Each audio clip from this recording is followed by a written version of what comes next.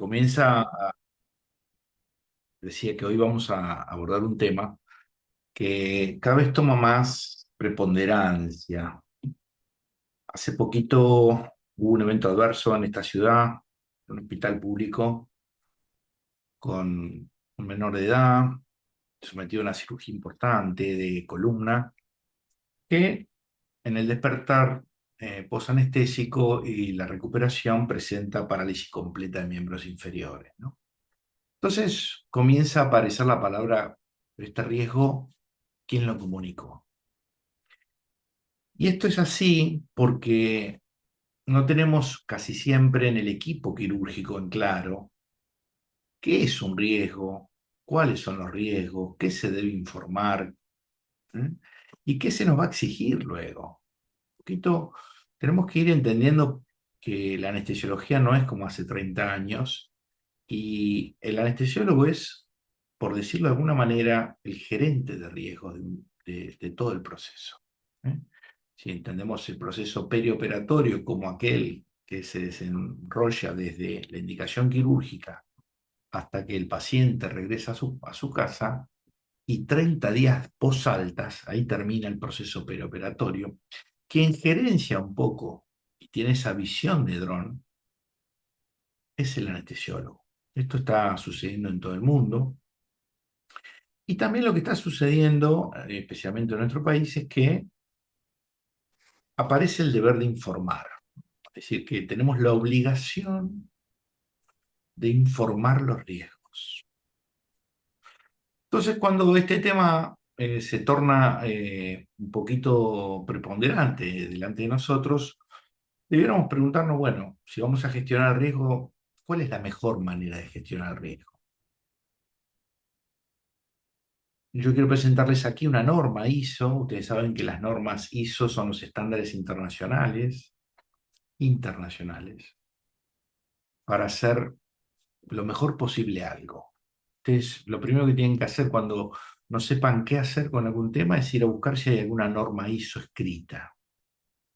Se meten en la página de ISO, que quiere decir estándares internacionales, Organización de Estándares Internacionales, y si encuentran que hay una norma ISO de ese tema, bueno, consíganla, porque hay que comprarlas, no son de libre acceso, léanla, porque allí van a tener un poquito el know-how de cómo mejor hacer algo, ¿no? En materia de riesgos, en todas las industrias se aplica una norma, únicamente que es esta, que es de gestión de riesgo. Mi intención hoy es presentárselas hoy, hablar un poquito de esta norma, es decir, de cómo mejor gestionar riesgos y aplicarla, por supuesto, al perioperatorio. ¿De acuerdo?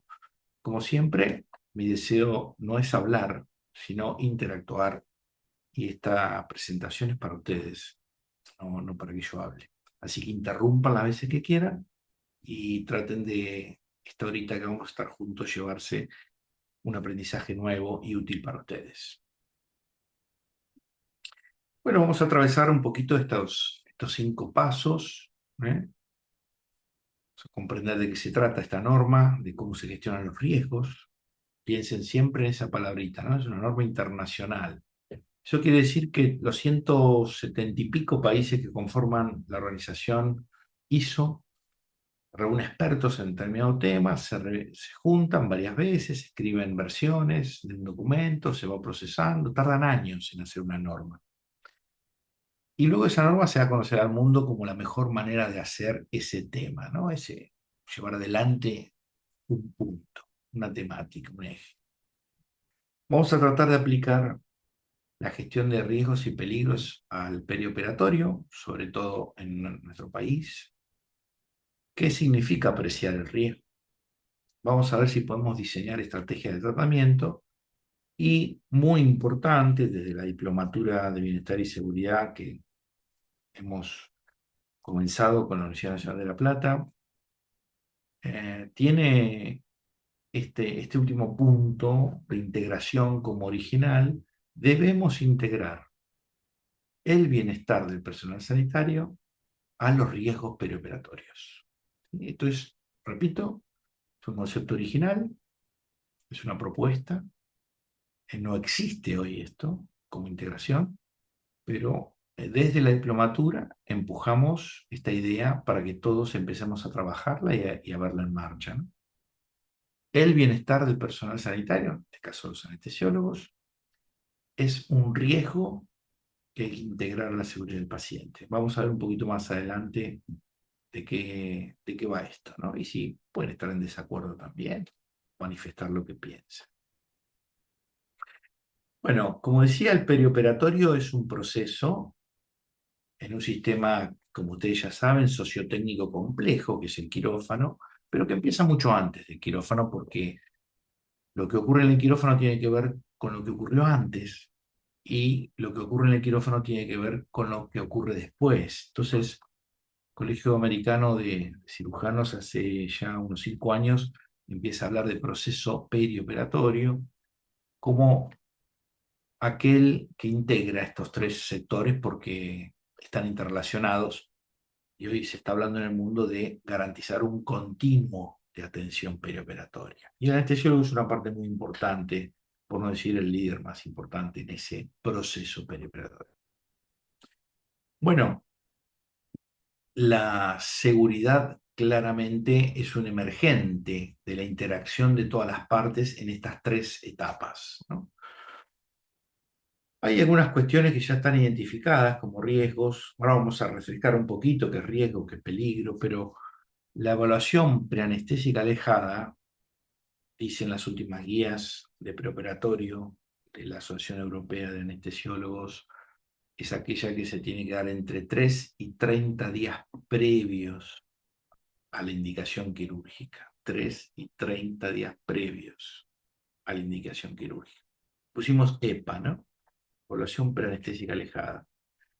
No se está haciendo en muchos lugares, habrá honrosas excepciones, pero allí es un momento clave para evaluar y comunicar riesgos.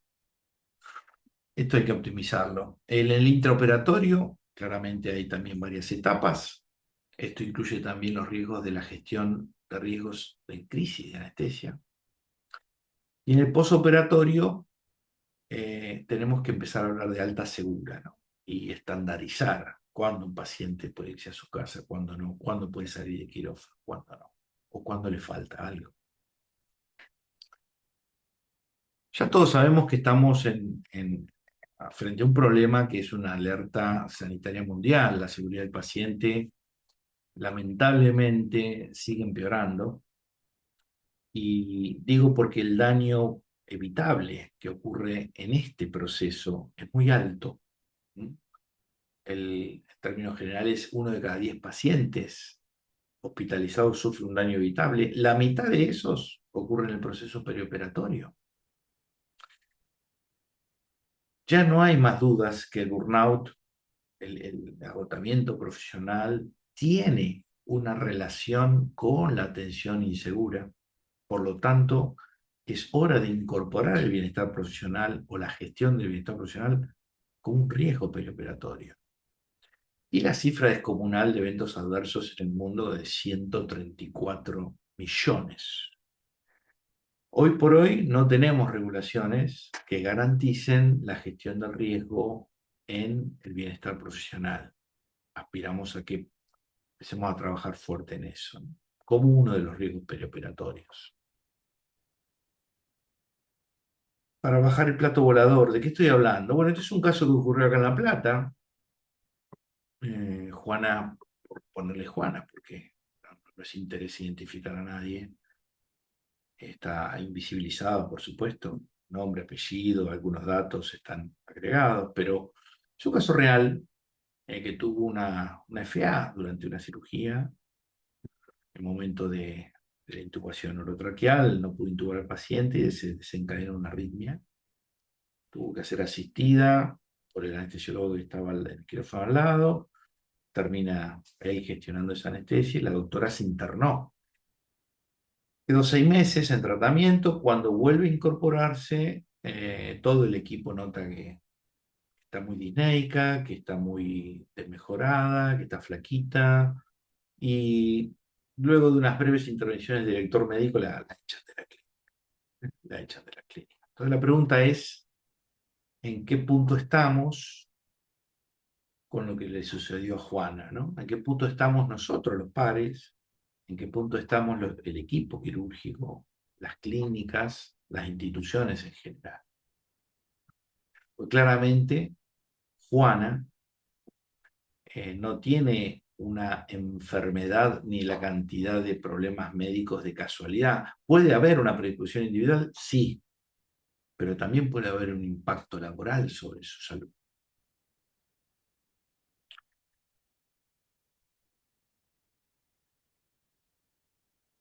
Entonces, claramente, tenemos que hablar de el famoso quien cuida a los que cuidan, ¿no? Esto es tan viejo, que ya en el siglo II después de Cristo se hablaba de quien custodia a los custodiantes, ¿no? Quien vigila al vigilador. Es el mismo concepto. En ese momento la resolución de esto era bastante tonta y se hablaba de una mentira blanca. Se decía que el vigilador no necesita a nadie que lo cuide. Y pareciera que seguimos con esa mentira tonta porque nadie cuida al personal sanitario. Nadie se hace responsable de lo que le pase. En términos de seguridad del paciente, hoy día estamos en la versión 3.0, pero venimos del 1.0. Recuerden que la ciencia de la seguridad es una ciencia bastante joven que se ha ido nutriendo de otras industrias, la industria aeroespacial, la aeronáutica, nuclear, química, de los trenes de alta velocidad, sobre todo los franceses. Hay toda una línea de... Incluso acá existe el Instituto de Cultura de Seguridad Industrial, el ICSI, que en el San Andrés, en la Universidad de San Andrés, da un máster en factores humanos, muy interesante. No dirigido a la salud, pero perfectamente aplicable, ¿no? Surgiendo de los estudios de Malberti en la industria de los trenes de alta velocidad y la seguridad de funcionamiento.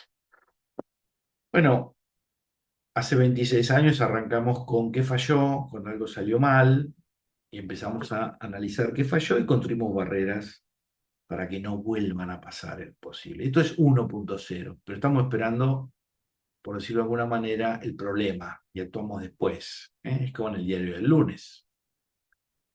Me apareció Nagel, doctor Nagel, psicólogo, empezó a hablar de, bueno, está bien, pero ¿cómo está funcionando cuando todo va bien? ¿Sí? Aprender de lo que va bien. Y eso es la seguridad 2.0.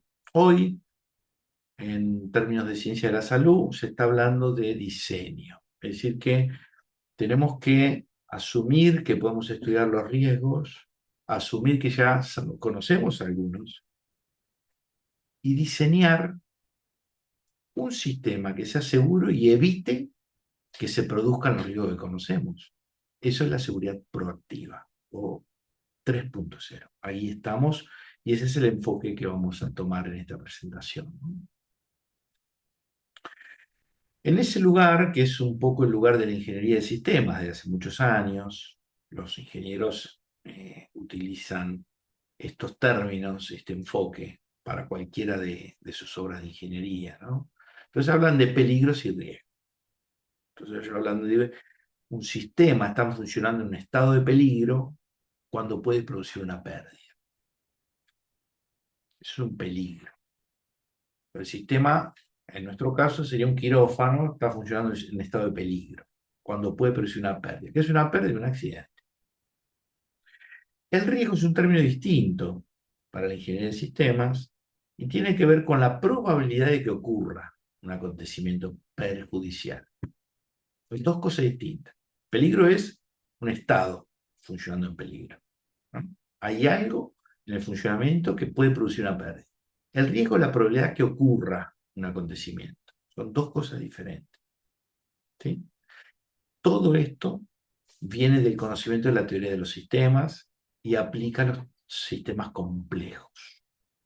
Dicho así, la definición que figura en la norma ISO de riesgo, de seguridad, de peligro, estamos hablando de que seguridad, en términos de 3.0, es la ausencia de pérdidas inaceptables. al estar libre de operaciones de condiciones de peligro. ¿Quién va a decir cuáles son las condiciones de peligro? Los interesados. ¿Sí? Entonces, acorde a los recursos del lugar donde trabajemos, acorde a dónde estemos trabajando, acorde a la cultura del lugar, acorde a la idiosincrasia de la política de los directivos, tendríamos que juntarnos y definir qué es para nosotros y en cada caso una pérdida inaceptable. ¿Sí? Entonces ahí vamos a empezar a definir qué es un estado de peligro. ¿Mm? Mientras eso no se haga institucionalmente, estamos navegando la incertidumbre. De una manera distinta, pero ya Reason lo iba a expresar con estos términos tan raros que son parásitos residentes, aquellos factores contribuyentes. Es decir, que en el sistema hay algunos factores que esperan ser activados para causar un problema. Gestionar el peligro y los riesgos es gestionar en parte los parásitos residentes. El concepto es más amplio. Vamos a meternos un poquito en la norma. Hasta acá alguien quiere hacer alguna consideración, alguna pregunta. Veo que algunos están viajando mientras me preparo un mate. Traten de mirar adelante y el volante, hablando de peligros y riesgos, les pido por favor. Espero que estén sentados en el asiento acompañante y no manejando. ¿Una consideración? Bueno, muy bien. Entonces avanza un poquito más. La norma es la forma de gestionar los riesgos en cualquier industria. ¿Eh? Esta es la norma. Las normas, recuerden que tienen copyright, por eso no las puedo entregar. Hay que comprarla, hay que tenerla haber pagado el derecho de copyright, ¿no? Así se sostiene la Organización Internacional de Estándares, ¿no? Esta ISO 31000 específicamente para gestión de riesgo y puede ser muy bien aplicada al proceso perioperatorio que nos ocupa hoy, ¿no? Claramente debiéramos entre todos empezar a familiarizarnos con un par de términos. No digo aplicarla exactamente porque ya requeriría un nivel de expertise importante en términos de calidad y seguridad perioperatoria, pero no va a faltar el lugar donde empiecen a hablar y exigir este tipo de trámite o este tipo de herramienta de gestión. Sobre todo cuando la ley, Nicolás, se ponga absolutamente en marcha, ¿no? Que todavía no se ha puesto en marcha. Le falta un poquito de implementación, ¿no? Pero va a llegar, seguramente va a llegar. Muy bien. Algunos de los términos que ven ahí ya los conocen. Lógicamente, lo que se intenta hacer al ejecutar una norma es poder comparar, ¿no? Pero la norma básicamente tiene este proceso este marco de referencia y tiene que ver con la gestión de la calidad. Lógicamente, intentamos medir, intentamos documentar y comparar a través del tiempo a ver si estamos mejorando o no. Ustedes saben que no hay manera de saber si mejoramos o no si no medimos. Muy bien, esto comienza con la identificación de los riesgos, esto lo saben el equipo y el lugar donde estén trabajando, cuáles son los peligros, cuáles son los riesgos. ¿Cómo se analizan ellos? Ahora vamos a ver cómo se analizan y cómo lo evaluamos, para luego decir, bueno, ¿hasta dónde vamos a aceptar el riesgo? ¿Qué nivel es aceptable? A mí me parece muy importante este punto, porque estamos notando una degradación en los recursos y la capacitación del recurso humano. Entonces, ¿hasta dónde vamos a aceptar y hasta dónde no vamos a aceptar asumir riesgos con personal que no está capacitado, por ejemplo, ¿no? Dentro del equipo? Hace poquito me decía una anestesióloga, tuve un paro cardíaco intraoperatorio y la única que sabía hacer RCP y tenía conocimiento de RCP era yo, me dijo. Bueno, esto es inaceptable, pero hay que preverlo antes. Ese es un riesgo que hubo que haberlo tramitado antes. Por eso es proactivo, antes que ocurra el problema. No, claramente que el nivel de responsabilidad es muy diferente, depende de dónde uno esté, pero en principio les toca a ustedes ser médicos anestesiólogos, lo cual se constituyen como primera línea de defensa. En un mundo ideal va a haber y va a existir un oficial de seguridad en áreas críticas, que va a ser la segunda línea de defensa, ¿no? Todavía no tenemos ese tipo de competencias en ningún personal sanitario, pero sería ideal que alguien pueda integrar todos los conocimientos en este proceso y auditarlos, ¿no? Ver cómo está funcionando en su totalidad. Nunca nos olvidemos que el paciente y su familia tienen cada vez más participación en su propia seguridad. Bueno, me gustaría avanzar un poquito en lo que significa el apetito por las consecuencias, porque el tema del riesgo es un tema que tiene que ver con qué nivel de percepción de riesgo tenemos. Y lo que se ve frecuentemente es que el equipo quirúrgico tiene un nivel de percepción bajo de riesgo, ¿no? A usted ya le habrá pasado en algún momento. eh, Quiero entrar a una paciente para sacarle una verruguita, que está debajo de la clavícula. Es un minuto nada más, no es riesgoso. Y cuando vemos al paciente tiene 72.000 arritmias, una fracción de eyección del 20%, toma 28.000 medicamentos y ya pasa a tener otro riesgo para nosotros. Pero el cirujano ve la verruguita que quiere sacar. Entonces, cuando hablamos de riesgo tenemos que tener una visión sistémica de riesgo, que es lo que muchas veces creo que le falta al equipo quirúrgico. Y el anestesiólogo entiendo que es la persona adecuada para evaluar los riesgos. En términos generales, para identificar peligros y riesgos, tenemos estos cuatro casilleros, ¿eh? Claramente lo clínico técnico, que nos puede pasar, ¿eh? Esto es fácil para ustedes de todos los días.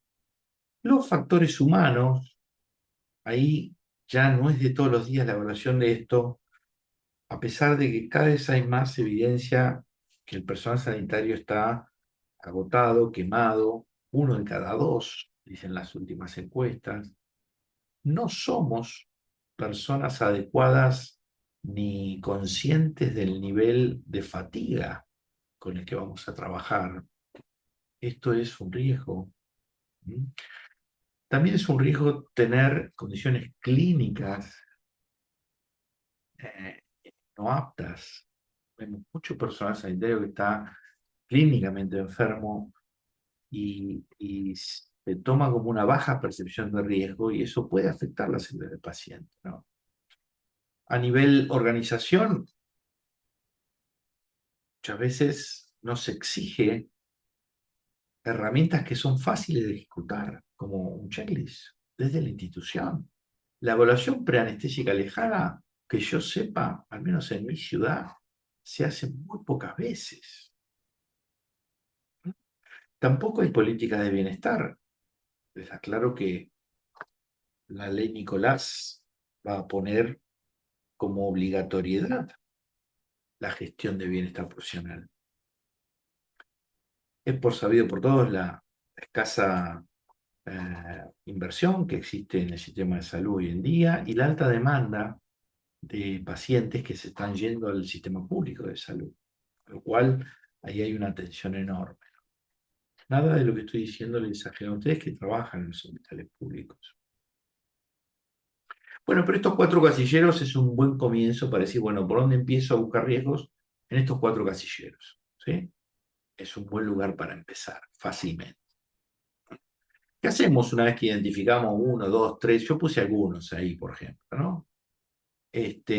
Bueno, lo que hay que hacer, ahí hay cinco, por ejemplo.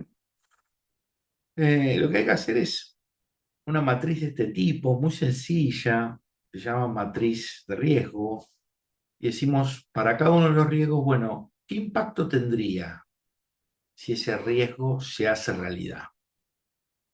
¿Mm? ¿Y qué probabilidad de que ocurra eso hay? Bueno, de esa manera vamos a encontrar como tres zonas de temperatura y todo lo que cae en la temperatura alto hay que tratarlo, sí o sí. ¿Mm? Esta es una manera diferente de entender la exposición al riesgo que estamos teniendo, porque si no tratamos los riesgos que están en el nivel alto, es muy probable que en caso de padecer un reclamo jurídico, estemos mal ubicados. Entonces esto hay que hacerlo antes. ¿Se entiende? Una matriz de riesgo muy sencilla. Y allí nos tenemos que poner de acuerdo hasta dónde vamos a tolerar. ¿Eh? El anestesiólogo puede tener un apetito de riesgo, ahora se llama apetito por las consecuencias, cambió el nombre, pero es lo mismo, que muchas veces es elevado y es la cantidad de riesgo dispuesto a asumir que tiene. Mire, doctor, le cuento que hoy la máquina cuando arrancó tiró una alarma y un filtro que no está funcionando bien. Bueno, pero empecemos porque estoy apurado. Ese es el apetito de riesgo de ese anestesiólogo, ¿no? Algo más moderado sería, bueno, pero ¿cuál es la alarma? ¿Me la mostrás? ¿Cuál es el filtro? ¿De qué se trata? ¿Cuál es el paciente que vamos a hacer? ¿Cuánto va a tardar? ¿Cuánto hace que está esto? ¿Alguien pidió que arreglen esto? ¿En qué estado estamos? ¿Se dan cuenta? De eso es de lo que hablo, ¿no? En el caso que estoy mencionando, por decir algo muy rápido y quito. Bueno, muy bien. Apetito por las consecuencias, ¿no? Concepto de la norma. ¿Qué se hace con el riesgo? Bueno, mucho no se puede hacer. Son cuatro caminos, no hay más. Una vez que está hecho el riesgo, yo puedo tomar cuatro caminos para tratarlo. Lo evito. El más sencillo sería cancelar o postergar una cirugía. ¿Mm? Lo reduzco. Bueno, ¿qué medida voy a tomar para disminuir el riesgo? ¿Eh? ¿Qué medida voy a tomar? Bueno, a ver, gestión de recursos en crisis, en anestesia, en mi equipo. Todos saben, todo, hemos pasado una simulación. ¿Hay alguien capacitado además? ¿O qué grado de capacitación tengo yo? ¿No? Ahí estoy reduciendo el riesgo. Lo comparto. La tercera forma de tratar un riesgo. Lo comparto, lo distribuyo. Bueno, hago saber al cirujano mi preocupación. Estoy compartiendo el riesgo. ¿Mm? Hasta puedo llegar a derivarlo si creo que allí no lo puedo hacer. O lo retengo al riesgo, es decir, lo acepto. Entra dentro de mi concepto de apetito por la consecuencia. Lo retengo, lo conozco al riesgo y lo asumo. Bien. Claramente, una vez que hago esto, es decir, lo identifico, lo pongo en la matriz de riesgo, lo trato, después tengo que hacer un seguimiento y revisión y en lo posible cada tanto ir generando documentos. Esta es la manera de ver si en el lugar donde estoy trabajando, lógicamente puedo mejorar o no. En términos generales, los riesgos son de cuatro tipos. Siempre estamos hablando, en el caso de la anestesiología, de los operativos, ¿no? Nosotros estamos en la línea, ustedes están en la línea de ejecución, son siempre riesgos operativos. Puede llegar a haber riesgo de cumplimiento, es decir, que yo incumpla. Por ejemplo, que haya operado hace poquito una odontóloga de Ciudad de Buenos Aires, fue condenada por haber extraído 8 dientes a un niño y los padres no tenían consentimiento informado de que iba a hacer eso. No habían autorizado eso. Bueno, fue condenada. Es un riesgo de cumplimiento, porque el consentimiento informado tiene que estar siempre. Muy bien. En el proceso preoperatorio los riesgos tienen, por decirlo de alguna manera, tres líneas de defensa. El anestesiólogo es la primera, ¿no? Es la primera.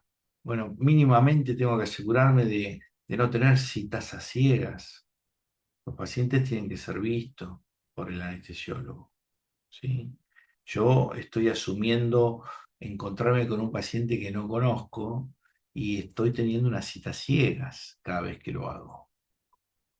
Nosotros vamos a empezar ahora una campaña de la Sociedad Platense de Anestesia de eliminar las citas a ciegas, porque ese es un riesgo muy alto, porque la evaluación anestésica a pie de cama, un ratito antes de la cirugía, lógicamente conlleva la pérdida de oportunidad de mejorar lo que se puede mejorar, charlar lo que se pueda charlar, interconsultar lo que se puede interconsultar y además optimizar el gasto en lo que voy a pedir y lo que no voy a pedir como rutina preoperatoria. Entonces, la evaluación preoperatoria se va a tornar inadmisible no hacerla, y hablo de la alejada. Bueno, así puedo ir buscando en mi lugar de trabajo cuál es mi apetito de riesgo que estoy tomando, ¿no? Bueno, si va a haber alguien, en algún quirófano ya existe, ¿no? El oficial de seguridad que supervise y controle, ¿eh? Ya tenemos una segunda línea de defensa. ¿Mm? Ese oficial de seguridad de área crítica se va a encargar de asegurarse que todo esté en condiciones, todas las normativas estén cumplidas, ¿de acuerdo? No sé en cuántos quirófanos, por ejemplo, existe el libro de mantenimiento de todos los aparatos que hay en el quirófano. Ustedes vieron que cuando uno se sube a un ascensor hay un cartelito con una fecha y una firma, porque hay una normativa que todos los meses tiene que venir alguien a mantener el ascensor y chequear. Yo no lo hago ese trabajo, no sé qué chequea, pero asumo que chequeará los frenos automáticos, chequeará cómo está el panel de control, etcétera, etcétera. Y lo firma. Bueno, ese libro es un libro de control. En quirófano debe existir un libro de mantenimiento de toda la aparatología que hay ahí.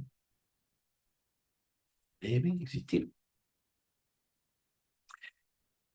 Y la tercera línea para gestionar los riesgos preoperatorios es la auditoría. Lógicamente, esto es después que ya el problema pasó, entonces vamos a auditar lo que pasó. Bueno, ahí empiezan a saltar todos los problemas que pudimos haber, por decirlo de alguna manera, anticipado.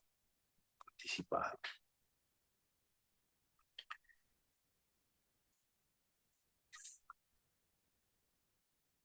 Muy bien.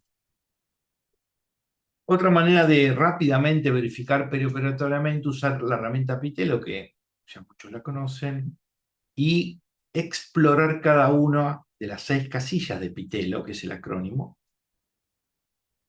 y ver si nos estamos quedando cortos con alguna verificación antes de comenzar a abordar un paciente, ¿no? Antes.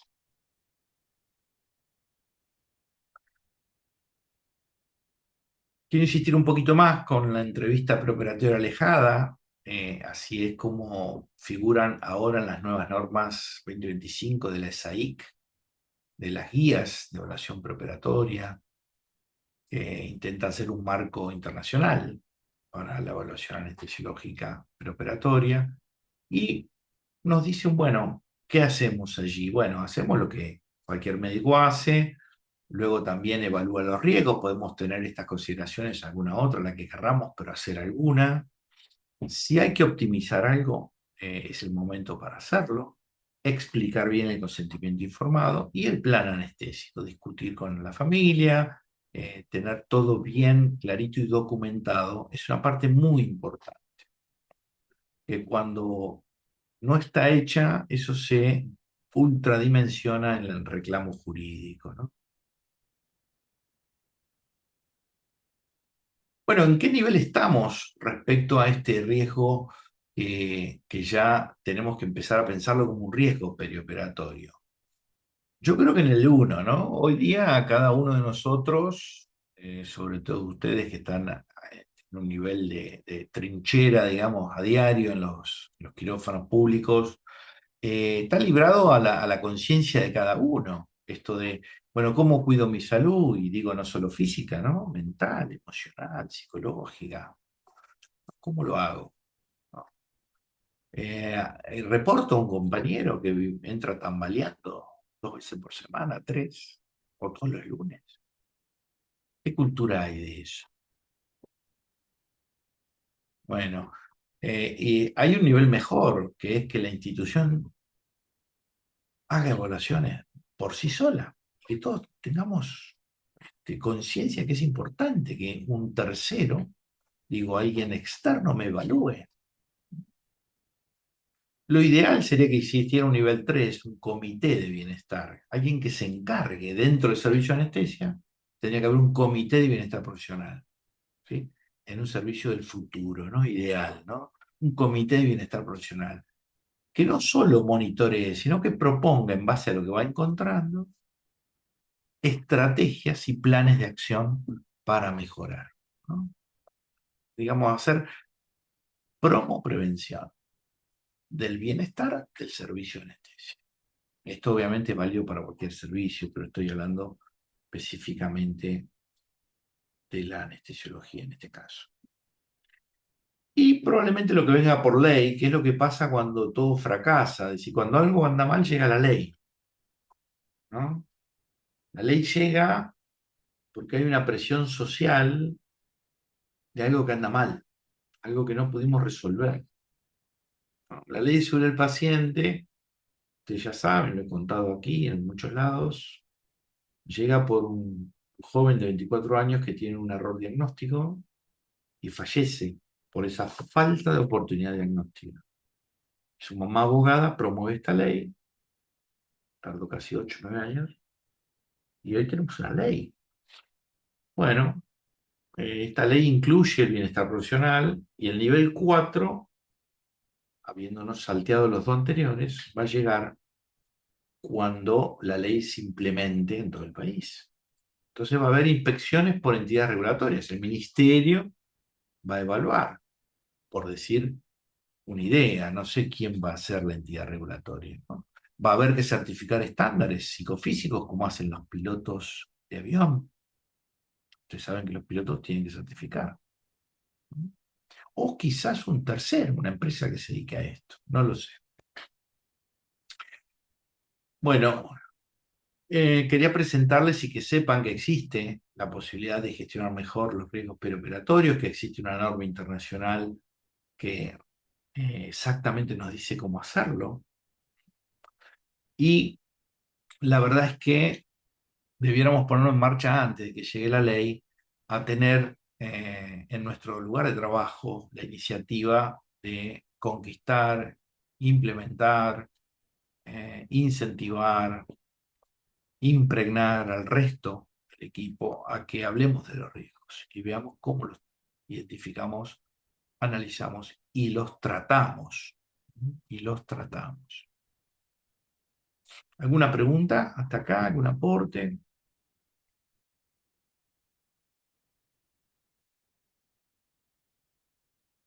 Bueno, ya para miércoles 6 de la tarde creo que es suficiente. Hay algunas referencias más para aquel que se interese con más profundidad en este tema. Ahí se las dejo. Y una tarea, ¿sí? Una tarea que tienen que hacer. Ya hacía tiempo que no hacíamos tarea, así que es tiempo que hagamos alguna tarea. Me gustaría que vuelvan a ver a la clase con tranquilidad, como siempre queda grabada, que lean un poquito el artículo que especialmente les colgué en el campus para ustedes, que resume un montón de información y bibliografía, que es la gestión de peligros y riesgos en el perioperatorio, y que simplemente hagan el trabajito con 2 de los riesgos que ustedes identifiquen y que utilicen el marco que les acabo de enseñar, ¿no? Esto súbanlo al campo, hay un botón que dice tarea de gestión de riesgos y eso va a ser considerado como un trabajo práctico de la materia. ¿Alguna pregunta? No, Carlos, por ahora no. Bueno, muchas gracias por contestar. Les deseo un muy buen miércoles y nos vemos en el próximo. Chao, hasta luego. Chao, chao. Gracias. Gracias. Chao, gracias.